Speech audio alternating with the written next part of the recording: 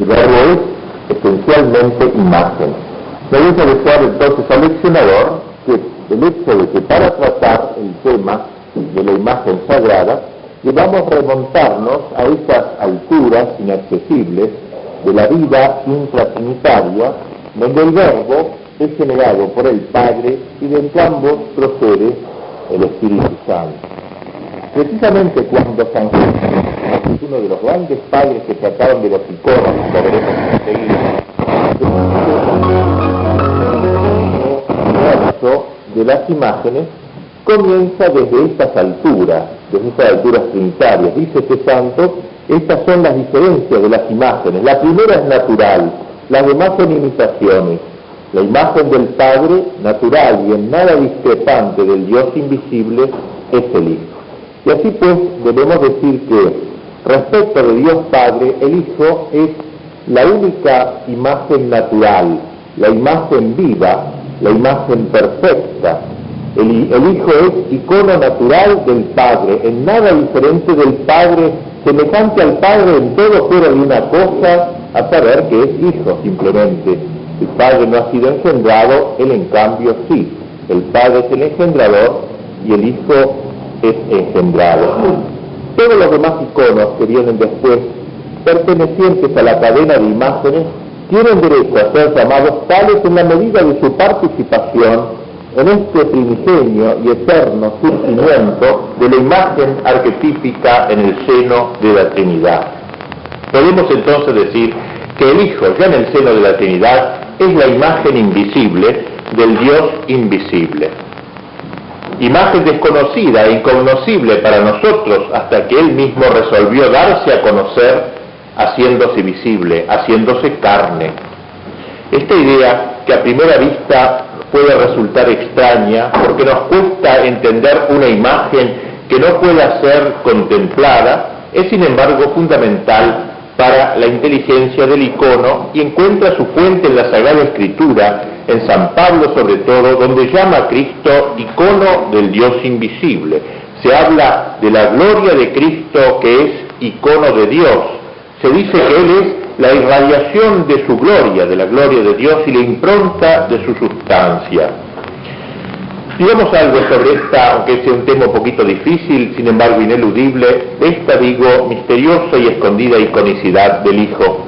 San Atanasio relaciona la imagen con la filiación. Cuando un padre dice ha engendrado a un hijo, lo tiene no de afuera, no lo tiene como algo extraño a él, sino como saliendo de él, como saliendo de su esencia, y tiene en él, dice, un icono completamente semejante, de modo que él puede contemplarse en su hijo. No sucede lo mismo, dice San Atanasio, cuando un hombre construye un edificio. En dicho caso no lo puede contemplar como imagen natural suya. La imagen de Dios no es una representación extrínseca, dice, Dios mismo es el que la engendra y en ella se espeja. Orígenes, otro gran autor de los primeros siglos, compara la generación eterna del Verbo con la emisión de la palabra, que expresa los pensamientos de la inteligencia. El Padre sería, digamos así, la inteligencia y el Verbo es la palabra que brota de la inteligencia, el Logos, la palabra del Padre. Dice Orígenes, el Padre, no guardando en sí los principios de la verdad, los emite y pone su imagen en el Verbo, que por eso se llama imagen del Dios invisible, por ser Verbo, por ser palabra que expresa la mente eterna del Padre, por eso ya es imagen, revelador de la inteligencia, eso es la imagen, la palabra que brota de la inteligencia paterna.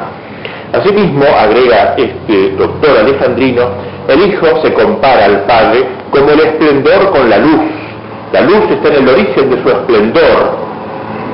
La Epístola a los Hebreos presenta al Hijo como la irradiación de la gloria de Dios, la irradiación, como si Dios fuera la fuente de la luz, el Padre, y el Hijo la irradiación, el icono. Por eso es icono, porque irradia la gloria, y por eso el credo lo llama luz de luz.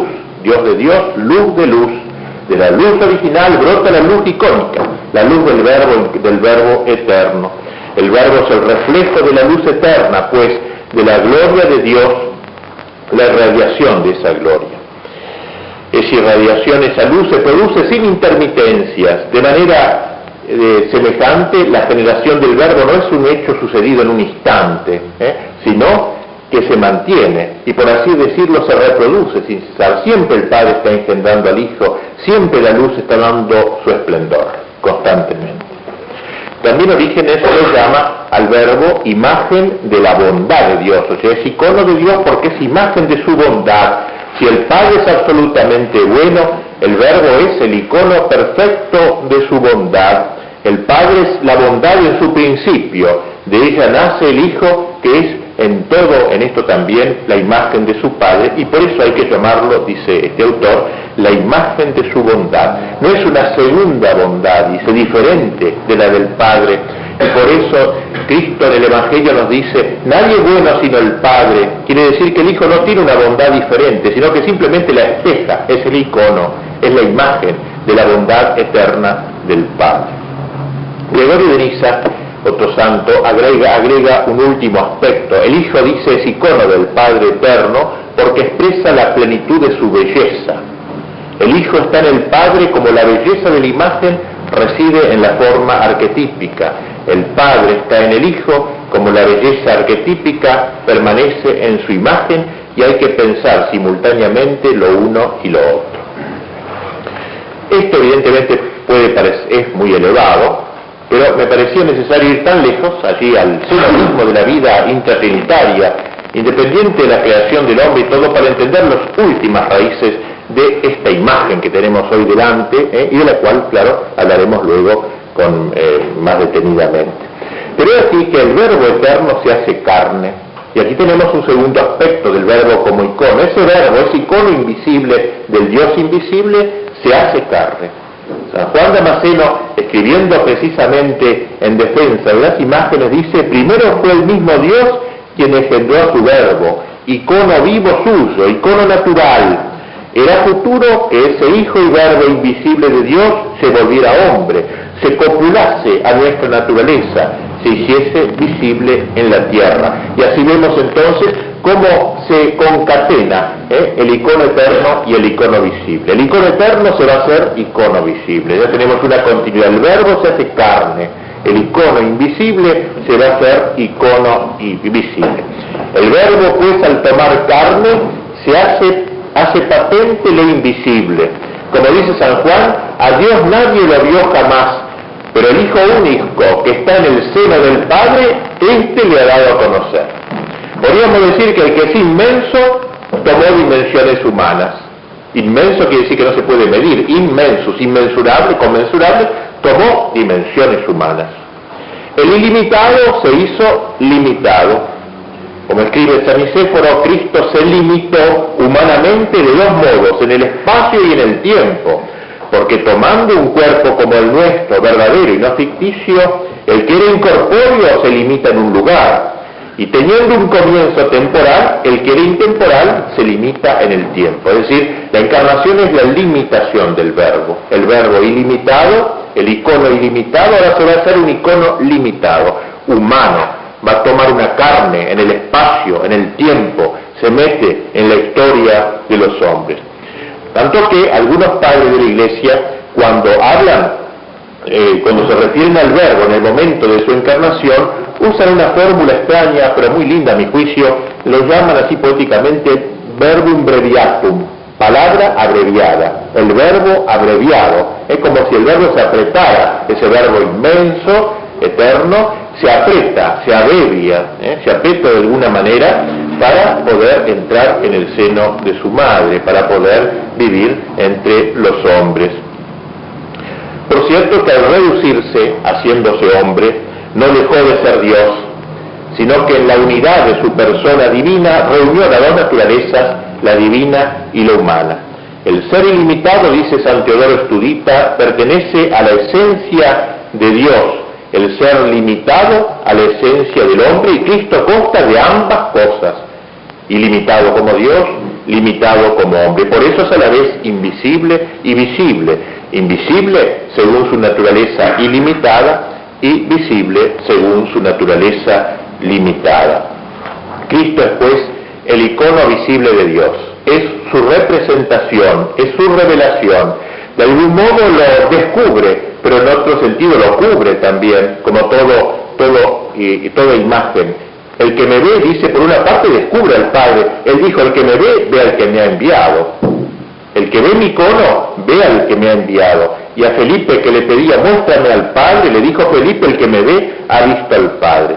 Pero por otra parte, la carne que cubre la divinidad no solo la cubre, sino que la encubre, podríamos decir, sobre todo a quien no mira a Cristo con ojos de fe.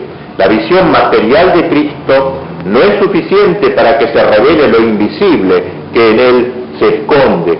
Pilatos, Caifás y tantos otros fueron testigos oculares de Cristo, pero se negaron a reconocerlo como Dios. No es suficiente toparse con el Jesús humano, hay que percibir en Cristo el verdadero, el de la gloria de Dios. Quizás sea este el sentido de la frase evangélica, el Verbo se hizo carne y hemos visto su gloria, gloria del unigénito del Padre. Ver una cosa y creer en otra, ver carne y creer en el Verbo. Como el apóstol Tomás tocó a un hombre y dijo, Señor mío y Dios mío. Por eso Jesús le dijo a sus discípulos, dichosos los ojos que ven lo que vosotros veis, es decir, dichosos los ojos que ven al icono encarnado, que ven la imagen del Dios invisible. Quizás Ireneo dio con la fórmula perfecta, dice, el Padre es lo invisible del Hijo, mientras que el Hijo es lo visible del Padre. Pues bien, lo que es invisible, evidentemente que no puede ser representado en imágenes. De ahí las objeciones que surgieron los artistas cuando quisieron representar a Dios Padre o al Espíritu Santo invisibles, a no ser que lo hicieran a través de símbolos. Lo invisible no se puede representar, pero Cristo en cambio se hizo visible. Antes de encarnarse el Verbo no podía ser representado. Según su divinidad es tan irrepresentable como el Padre. Limitar en el espacio al Verbo no encarnado, dice un Santo Padre, es idolatría. Querer limitar a lo ilimitado. Pero la encarnación del Verbo es pues la que posibilita el que hagamos las imágenes. La encarnación del Verbo es lo que posibilita su representación en el cuadro. Represento con audacia al Dios invisible, canta San Juan Damasceno, no en cuanto es invisible, sino en cuanto se ha hecho visible a causa de nosotros por su participación en la carne y en la sangre. Lo que represento no es su divinidad invisible, por la imagen muestro la carne del Dios que era visible.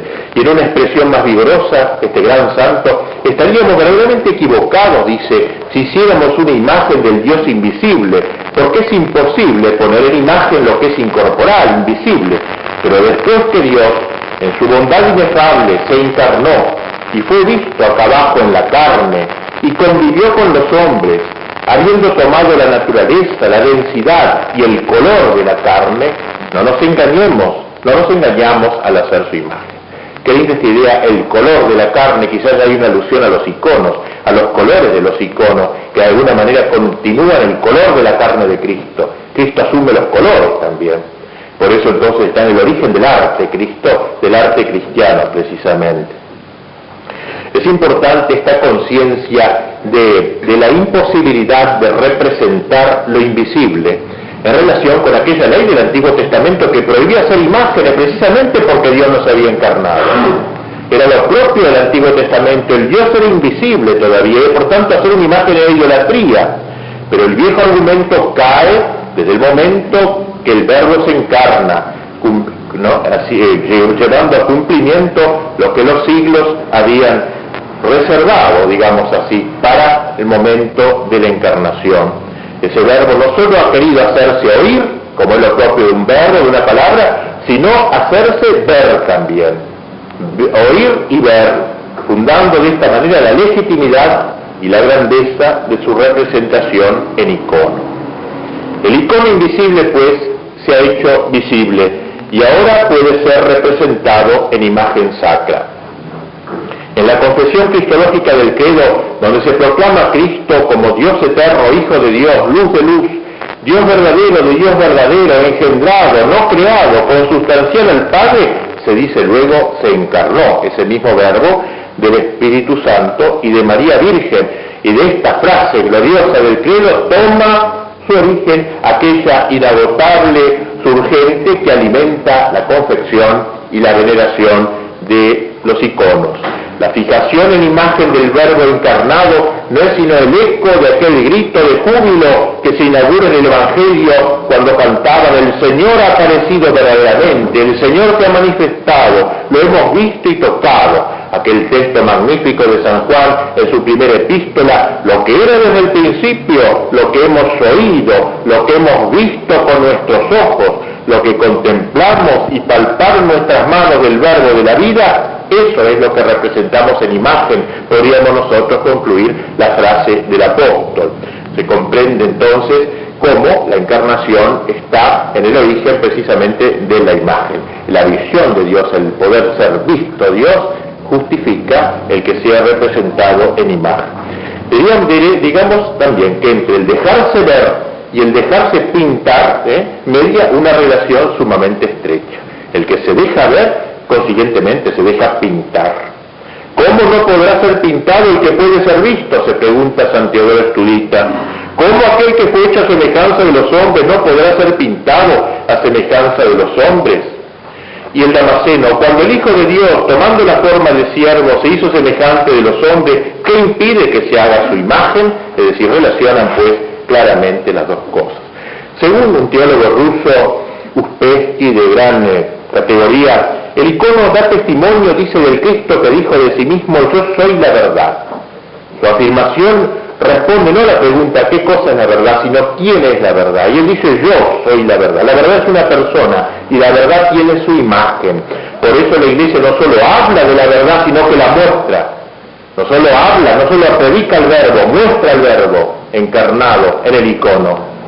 Llega a través del oído y de la vista, un tema que no voy a tener tiempo de tratar acá, pero lo insinúo y será un capítulo del libro. La vista y el oído. Dios nos llega a nosotros a través de estos dos sentidos, que, como dirá Santo Tomás en su momento, son los sentidos más cognoscitivos del hombre, porque la vista y el oído tienen más relación con la inteligencia que el olfato, el gusto, etc. En sus alegatos en favor de las imágenes, los iconódulos, llamamos iconódulos, dulos quiere decir veneración, los que veneran los iconos. Los iconódulos afirman que el dejarse ver de Dios en el icono y el dejarse pintar es parte de la humillación del Verbo. O sea, el Verbo se humilló dejándose ver y dejándose pintar. Por la abundancia de su benignidad para con los hombres, escribe San Nicéforo, se humilló a sí mismo y se hizo visible y pintable para nosotros en su anonadamiento. Visible y pintable se hizo, representable. Y San Teodoro Estudita, en uno de sus poemas, quien como Dios excede la visión de los querubines, vaciándose a sí mismo, toma la forma de siervo, gran prodigio, pues de algún modo se hace presente cuando es pintado. El Verbo, pues, al consentir en hacerse hombre, aceptó todas las cosas inherentes a la naturaleza humana, entre otras la limitación. Sin ella no hubiera podido padecer, sin ella no hubiera podido morir. San Nicéforo pone en boca de Cristo esta expresión: así como mi cuerpo creado recibió injurias y tormentos, así también padece ser limitado en un lugar, pintado y figurado, sin que por eso sea parte del Verbo al que está unido y con el que coexiste. Resulta interesante la relación que los autores iconófilos establecen entre el icono y la Eucaristía. La Eucaristía hace posible la existencia del icono. La Eucaristía es la prolongación de la encarnación, ya que en ella Dios se sigue haciendo carne y habitando entre nosotros. San Nicéforo reprocha a los enemigos de los iconos porque aceptando la Eucaristía no aceptan el icono. Niegan el icono porque afirma que Cristo es ilimitable. Pues bien, en la Eucaristía Cristo se limita en un espacio determinado. Como dice con tanto vigor este santo, se incluye entre los labios y los dientes, sin que por ello deje de estar unido al Verbo ilimitable. Por tanto, si se afirma que el cuerpo de Cristo es ilimitable por su unión con el Verbo, entonces la Eucaristía no podría existir. De la negación del icono se sigue la negación de la Eucaristía, y por consecuencia se sigue a lo más la negación de nuestra incorporación a Cristo, porque precisamente gracias a que nuestra cabeza es limitada, Cristo, por nosotros que somos limitados podemos ser miembros de su cuerpo. De aquel que dijo, yo soy la vid y vosotros los sarmientos. Si no hubiera una naturaleza común, no podría haber un cuerpo místico, no podría haber una iglesia. Por los sarmientos se conoce la vid. Y si nosotros somos limitados, nuestra cabeza lo es también. También es Dios, pero subrayamos aquí el otro aspecto. La veneración del icono forma entonces un todo con el misterio de la presencia eucarística de Cristo. Si el fin de la encarnación es que el Verbo se haga hombre para que el hombre se haga Dios por la gracia, y no otro es el fin de la Eucaristía, y en cierto modo también lo es del icono. Representando estas ideas, dice el Damasceno, la deidad, una frase magnífica que quiero destacar, la deidad no se trasladó a la naturaleza de la carne, sino que así como el Verbo, permaneciendo lo que era, sin conversión se hizo carne, así también la carne se hizo Verbo, no dejando de ser lo que era. Qué linda esta idea. Dios hace carne para que la carne se haga Dios. Dios llega hasta nosotros, se iconiza, se deja ver, se deja pintar para que nosotros viendo y oyendo nos hagamos Dios. Que nuestra carne a través de la materia se deifique. Dios hace materia para que la materia se deifique, podríamos decir. Y ya veremos al final de esta conferencia cómo los santos van a exaltar la materia, no en el sentido marxista, sino en el sentido auténticamente cristiano, porque el Verbo asume una materia justamente y nos salva a través de una materia. Podemos decir que en esta iconización del Verbo divino tiene una parte destacada la Santísima Virgen. El Contagion del triunfo de la ortodoxia, una fiesta grande que hay en el mundo oriental de que veremos luego, canta esta frase tan linda: el Verbo ilimitable del Padre, ya sabemos lo que esto quiere decir, se ha hecho limitable encarnándose en ti, Madre de Dios. La Virgen es la que comprime el Verbo, podríamos decir, la que lo abrevia el Verbo en su seno. El instrumento por el cual el invisible se hace visible, el instrumento por el cual el inmenso se estrecha es María. Es ella quien le dio la abreviación al Verbo. Lo dice espléndidamente San Estudiodoro: si es ilimitado quien procede del Padre ilimitado, será por ciento limitado quien procede de una madre limitada. Cristo tiene las propiedades de uno y otro nacimiento, y así es ilimitado, ilimitado. De modo que si ser consustancial con el Padre es lo que lo hace ilimitado, ser consustancial con su madre lo vuelve limitado. Es decir, gracias a la Virgen podemos pintar a Cristo. Nuestra Señora pues se coloca en el nudo del gran misterio cristológico, constituyendo ella la respuesta a las herejías contra los iconos. Si el Verbo tomó carne de la Santísima Virgen, dice San Teodoro, entonces nadie puede negar el derecho de representarlo en imagen de manera semejante a nosotros, porque un hijo es siempre semejante a quien lo engendra. No le falta nada de lo que está en la naturaleza de la madre. Pues bien, la madre de Cristo no fue una mujer etérea, sino una mujer de carne y de hueso, y por tanto, si se le niega a Cristo la posibilidad de ser representado en un icono, se está afirmando implícitamente que su cuerpo no viene de María, como dijo algún hereje, sino de algún otro, será de algún ser celestial o angélico. En ese caso Cristo no habría sido visto, no habría sido tocado, ni hubiera podido morir, con lo que se viene abajo toda la economía de la salvación. Ese enamorado de la Virgen que es San Teodoro lo dice en forma de poesía: Cristo ha de ser pintado, no os equivoquéis, falaces, no por cierto según la divinidad, sino según apareció en carne mortal, ya que debe ser conocido según una y otra naturaleza. Lo que tiene del Padre no puede ser pintado, lo que procede de la Madre puede serlo. Algo le faltaría si no pudiese ser pintado. Por algo María es llamada la Madre del Amor Hermoso, porque es la Madre de las imágenes, la que estrechando en sus entrañas al Hijo eterno nos lo entregó en icono. La liturgia canta la gloria de aquel que no cabiendo en todo el orbe se encerró en el seno de María, y aquel que ilimitable en el seno del Padre está ahora sentado, limitado en tu seno, oh purísima, canta un himno revestido de tu aspecto. Del seno del Padre al seno de María, Nada de extraño pues que los iconos de la Virgen que llevan en su seno a su divino Hijo, y son poquísimos los iconos marianos en que no está Jesús, sean a veces llamados iconos de la Encarnación. Pues bien, estos iconos, el hecho de que Cristo pueda ser pintado en icono es lo que justifica también el que se pinten los misterios de la vida de Cristo, porque sus misterios son el despliegue de su encarnación. El Verbo se hizo carne para nacer, ser bautizado, morir, resucitar. Y si la figura de la encarnación es objeto de icono, también lo serán, dicen los padres, sus diversos misterios. Vamos a decir ahora, para terminar algo, vamos a hablar sobre la creencia de las imágenes. Es un tema, aunque sea más histórico, es importante ver por qué se atacó las imágenes, porque luego eso nos permitirá redondear en la segunda parte este tema.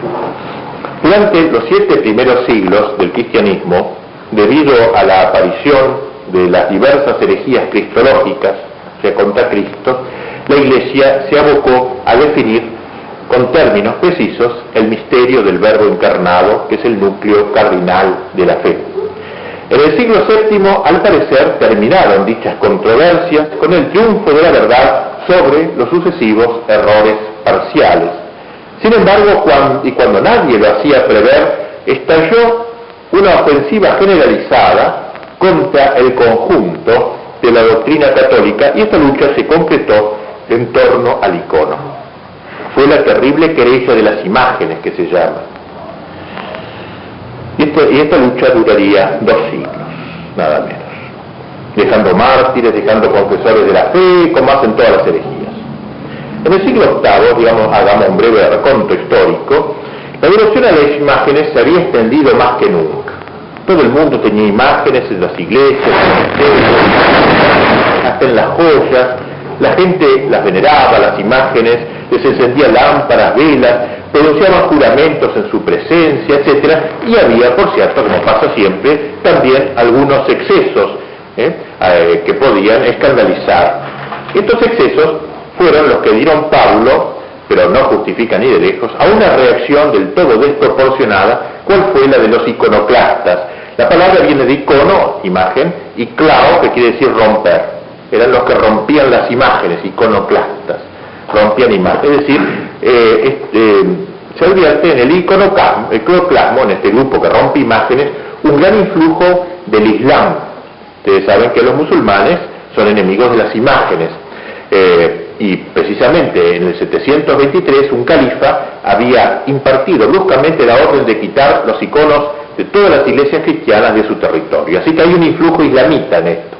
También hay un influjo judío que terca y anacrónicamente permanecía fiel a la prohibición veterotestamentaria. No hacer imagen, como el Verbo no se encarnó, no había imagen. El Dios es invisible siempre, sobre esa base. Y junto al Islam y el judaísmo contribuyeron algunos grupos cristianos de orientación docetista. Docetista quiere decir, era una herejía que decía que la carne de Cristo no era real, que era doqueo, en griego, que decir apariencia, una carne aparente, una fantasma, algo que parecía carne y no era carne. Bien, estas corrientes docetistas, al afirmar que Cristo no asumió un cuerpo real, obviamente no era representable. Bien, sea lo que fuera, se coligaron todas estas ideas, ¿no? Y como dice Pesky, el diablo, odiando la belleza en la iglesia, linda esta idea, porque el diablo odia la belleza, odiando la belleza en la iglesia y la gracia divina, así como por un engaño maligno había herido y enviciado la imagen de Dios en Adán como imagen, ahora de manera semejante suscita por medio de sus servidores una calumnia insufrible contra los santos iconos, llamándolos ídolos. Ataca a la imagen siempre, a la imagen en Adán, ahora va a atacar a la imagen de Dios entre nosotros. Esta persecución, como dije, duró 2 siglos.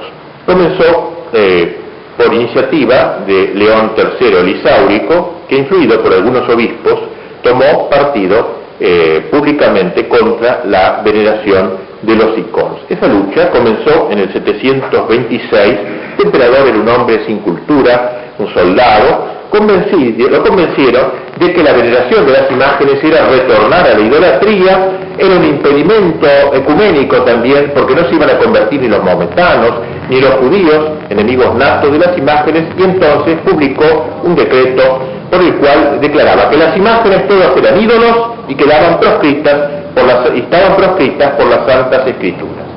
Lo llamó al patriarca de Constantinopla, Germán, para que se adhiriera a él, pero el patriarca se resiste, se niega categóricamente a firmar el decreto, y el Papa, por su parte, desde Roma, escribe al emperador apoyando plenamente la ortodoxia de San Germán. Pero el emperador permaneció irreductible, echó al patriarca, lo reemplazó por un obispo iconoclasta y comenzó la persecución. Lo primero que hizo fue sacar un icono de Cristo que estaba en la entrada del Palacio Imperial, un tumulto. Fue asesinado el que lo sacó. La gente quería los iconos. Fue un acto violentísimo el que hacía el Papa Nuevo. El siguiente Papa, Gregorio II, describía al emperador tratando de conmoverlo, pero en vano. La resistencia quedó consagrada por la sangre de los mártires, de los confesores, mezcladas con las parcelas de los iconos rotos, esta sangre de los mártires. La Iglesia veneró estos iconos rotos con este término tan poético, tan hermoso, los amigos heridos del esposo. Eran las partículas rotas de los iconos, los amigos heridos del esposo, divino sentido.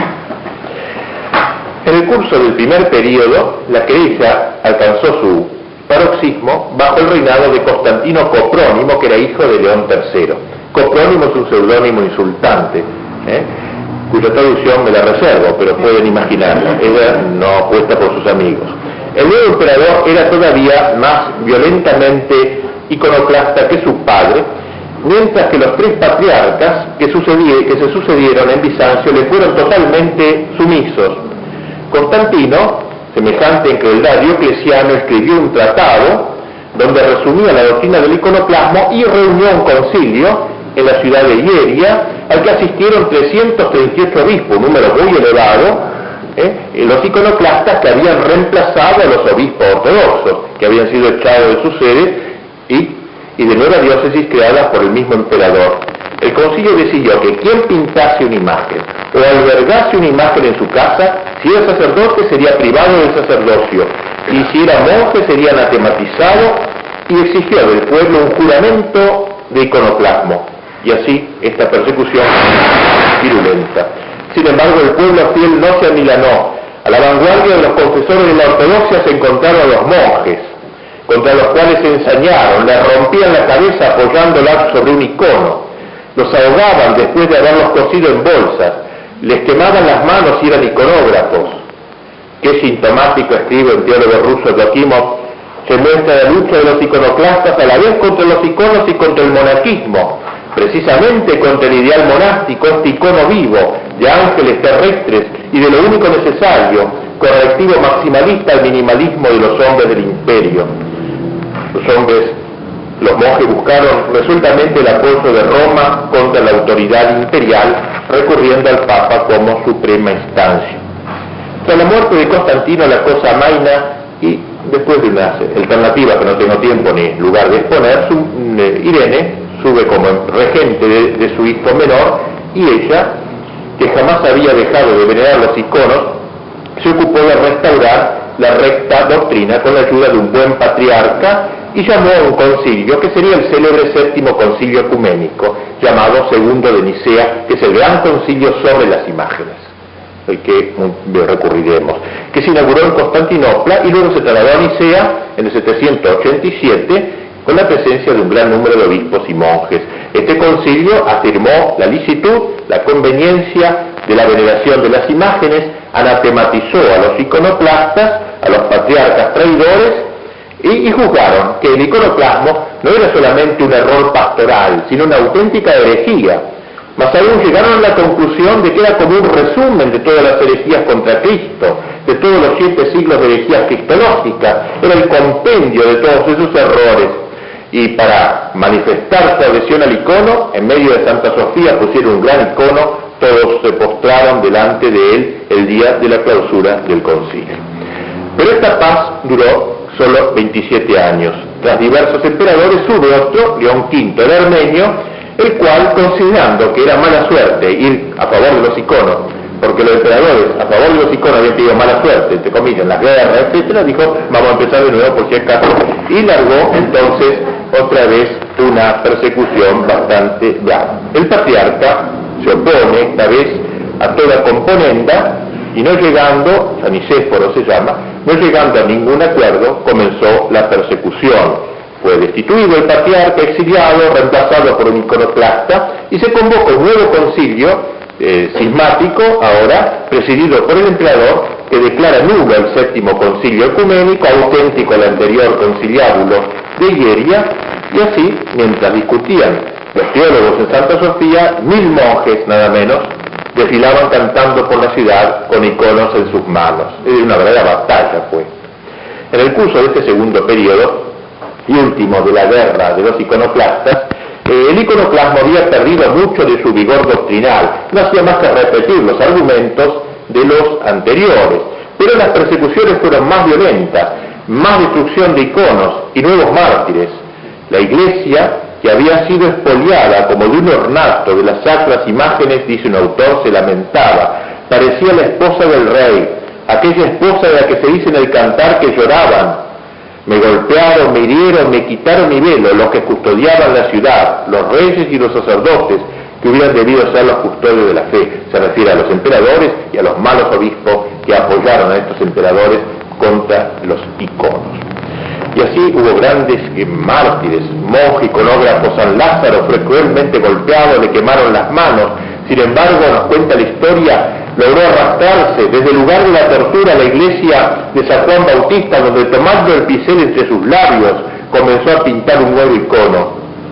Otros dos sabios, Teodoro y Teófano, que a pedido del patriarca de Jerusalén defendieron los iconos, recibieron golpes y sobre la frente le grabaron al rojo vivo con un hierro candente inscripciones injuriosas. La iglesia los venera hoy con el nombre de Teodoro y Teófano los marcados, por amor al icono. Durante este segundo periodo, último de la querella iconoclasta, los papas también siguieron defendiendo el culto de las imágenes de Roma y protegiendo a todos los monjes que huían y emigraban a Roma. Y en esa época donde hay muchas iglesias en Roma que están hechas casi con espíritu bizantino, con espíritu oriental. Bien, luego de muchos avatares hubo otra mujer, si las mujeres llegaron en los dos casos a pacificar, llamada Teodora, quien restableció el culto de las imágenes, esta vez de manera definitiva. Se anatematizó a los iconoclastas, se hizo otra vez un solemne oficio en Santa Sofía, y a partir de entonces se celebra en ese día, en todo el primer domingo de Cuaresma, en todo el ámbito de la Iglesia Oriental, una de las mayores solemnidades del ciclo litúrgico bajo el nombre de la gran fiesta de la ortodoxia, con la exaltación de los iconos en la totalidad de los templos. Esto lo que quería decir sobre la querella de los iconoclastas. Podríamos decir, vamos a cortar ahora la primera parte, que el triunfo de la ortodoxia celebra la síntesis dogmática que el séptimo concilio ecuménico realizara de los 6 primeros concilios, encarnada en el culto de las imágenes. Porque como hemos visto, esta lucha, digamos así, no fue meramente una cosa exterior. El iconoclasmo, dice Ouspensky, cierra la serie de las grandes herejías cristológicas. Cada una de ellas atentaba a tal o cual aspecto de la economía divina. El iconoclasmo ataca no un aspecto particular, sino toda la economía en su conjunto. Y así como esta herejía muy compleja representaba una ofensiva general contra la enseñanza ortodoxa en su conjunto, así el restablecimiento del culto de los iconos no fue solamente una victoria particular, sino la victoria de la ortodoxia como tal. La Iglesia triunfó y seguirá triunfando sobre una multitud de herejías diversas, pero una sola de su victoria, la lograda sobre el iconoclasmo, ha sido solemnemente proclamada triunfo de la ortodoxia como tal. De ahí que en Occidente hay tendencia a ver en esta gran querella una, como se dice burlescamente a veces, cuestión bizantina. Se pelean ahí por imágenes, cosas de bizantinos, una lucha por tonterías y cosas secundarias, o en ocasiones se lo considera como un epílogo insignificante, un signo de decadencia intelectual, como si la preocupación se hubiese transferido de los grandes problemas teológicos al rampón de emocionismo de las viejas, de emocionismo popular. Nada más lejos de la verdad, por lo que hemos visto. De lo que se trataba era de la necesidad de sacar las últimas consecuencias de todo el dogma de Cristo en sus dimensiones cósmicas. La catástrofe que representaba el iconoclasmo exigió el esfuerzo supremo, la atención de todas las fuerzas de la Iglesia, la sangre de sus mártires y de sus confesores, la sabiduría de los padres apologistas, la fe inquebrantable del pueblo, la firmeza y la audacia de los buenos obispos fieles a la ortodoxia. Podría decirse entonces que todas las afirmaciones cristológicas de los 6 primeros concilios se cierran en un grandioso himno iconosófico y doxológico. La Iglesia de Cristo reza en las vísperas de la fiesta, resplandece ahora con los sagrados iconos como una esposa ataviada de joyas. En esta confrontación hubo grandes héroes. Yo voy a nombrar solamente 2 porque los voy a citar muy seguido y es bueno conocer las personas. Dice San Juan Damasceno, ¿dónde salió? Conviene saber algo de él, por lo menos. San Juan Damasceno, primero nombro, este hombre extraordinario realmente. Tenemos pocos datos de su vida. Nació en Damasco, por eso se llama Damasceno, San Juan Damasceno de Damasco. Era hijo de una rica familia de Damasco y parece que su padre fue un cobrador de impuestos a los cristianos, nada agradable el tema, ¿no? Un IVA, digamos, a los cristianos, puesto por, bajo las órdenes del califa musulmán. Sea lo que fuere, Juan se ingresa en el monasterio de San Sabas, que queda cerca de Jerusalén, a los 30 años de edad. Y el patriarca de Jerusalén lo hace sacerdote luego, y ahí escribe 3 cartas magníficas en defensa de las imágenes. En la Laura de San Sabas las escribe. Y allí redactó también sus grandes obras teológicas de fe ortodoxa, una obra maravillosa que Santo Tomás va a tomar como uno de los, digamos, fundamentos de muchas de sus doctrinas, de gran santo de la Iglesia Oriental, que como yo puse en mi libro de Rusia, es un punto de encuentro entre el Oriente y el Occidente. Los orientales lo quieren mucho San Juan Damasceno, y nosotros los occidentales debemos quererlo porque él en realidad es el que comenzó a distinguir la filosofía de la teología y dio pie a la Suma Teológica de Santo Tomás. Creo que es un punto de encuentro con el mundo oriental. Bien, dejando eso, digamos que este joven ya ordenado sacerdote, escribiendo allí sus obras, en San Sabas, vivían en cuevas ahí los monjes. Hace pocos años, yo cuando estaba fui a Palestina y fui a visitar el convento de San Sabas. Había proyectado escribir este libro y no tenía la menor idea que San Juan Damasceno había vivido ahí por mi ignorancia supina, el nacimiento que tengo. Pero cuando visitando ese monasterio, el monje que me guiaba me explicó, dice, en esta cueva vivió San Juan Damasceno. Yo, claro que yo tenía mucha devoción porque lo había leído, frecuentado, realmente. Ahí redactó sus obras en una cueva, a la luz de una vela, no hay otra cosa. ¡Qué hombres aquellos, verdaderamente! ¡Qué obras, qué hombres! Y yo, sacerdote, era invitado a Jerusalén para predicar en las grandes solemnidades. Ha escrito magnificencias sobre la Virgen Santísima, por ejemplo. Pertenece realmente a la raza de los grandes santos que han ilustrado a la Iglesia, a la vez por su ciencia y por virtud. En 1890 León XIII lo proclamó doctor de la Iglesia Universal. Los escritos de San Juan Damasceno son muy numerosos, dogmáticos, pero fue un poeta de la liturgia y un poeta de los iconos también, y un gran defensor de los iconos. Y el otro que quiero nombrar, con esto sí termino, es San Teodoro el Estudista, el cual nació en Constantinopla en 759, y un tío de él, llamado Platón, era abad de un convento y acabó ganando toda la familia para la vida monástica, incluso a su propio sobrino. Teodoro es hecho abad de ese convento y entra en conflicto con el emperador por las guerras iconoclastas, lo echan, pero luego puede volver y la emperatriz Irene, la que pacificó, le traslada a un convento llamado Studium, de ahí viene Simón Estudita, Studium, cerca de Constantinopla, un monasterio fundado muchos siglos atrás y contaba con pocos monjes, pero que ahora lo repobló él. Y llegaron a ser 700 monjes bajo la dirección del tío y del sobrino, según todo el rigor de la disciplina regular. Teodoro fue arquitecto material y espiritual del templo, sería exiliado una y otra vez y moriría luego del tercer exilio 18 años antes de la victoria, así que no vio la victoria final en esta batalla. Su producción literaria es considerable y nos ha dejado también discursos refutando a los iconómacos o antirréticos, que son verdaderamente obras de extrema importancia. Quiero rescatar pues estos 2 nombres, San Juan Damasceno y San Teodoro el Estudista, como los grandes padres, sobre todo el segundo Damasceno, el último padre de la Iglesia, ¿no? Los grandes, digamos, que pusieron su talento al servicio de la defensa de las imágenes y que a mí me han ayudado tanto para poder ir redactando este libro y encontrar sus fundamentos teológicos. Ahora esto es un ratito de descanso y después, dentro de 10 minutos más o menos.